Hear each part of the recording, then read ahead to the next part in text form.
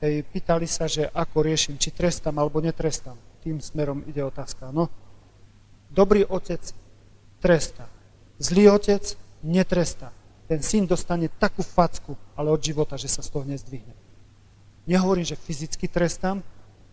Trestám, samozrejme, aj Boh, ktorý nás miluje, nás trestá. Ak rodič, otec, mama, ak netrestáš syna, dceru, ty si zaslúžiš trest. Ty si zaslúžiš trest. Prosím, tresta tak, s láskou. Nikdy ne v zúrivosti a v hneve zlosti dokopeš syna, dobiješ. Toto nie. Tvoj syn musí cítiť, otec ma má rád a preto ma trestá. Nestačí, že ty ich máš rád, oni ťa musia mať radi. To povedal Don Bosco. Nie farár zo Žakovec. Čiže aj keď trestám tak, aby jednoducho on cítil, že ho mám rád. Hej.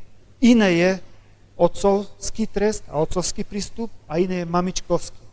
Toto, čo nám mamička vysvetľovala 2 hodiny, otec 2 sekundy a pochopili sme.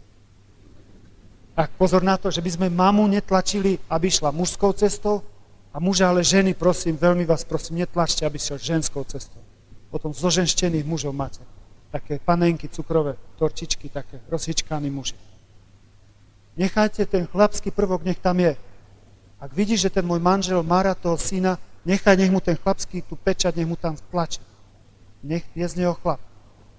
To je akože trestám tak, že vlastne sú všelijaké tresty druhy trestov, ale nikdy nedám do pekla.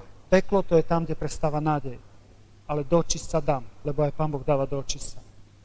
U nás najvyšší trest je, keď mi povedia, farár, u nás je to jak v base. Hovorím, vážne? V base najvyšší trest, že ťa zavrú. Na fare najvyšší trest, že ťa pustia. Šups, do voľnej prírody. Chod sa nadýchať. Nevyhadzujem nikoho ja, vyhodí sa on sám, keď nesplní podmienky, ktoré tu sú.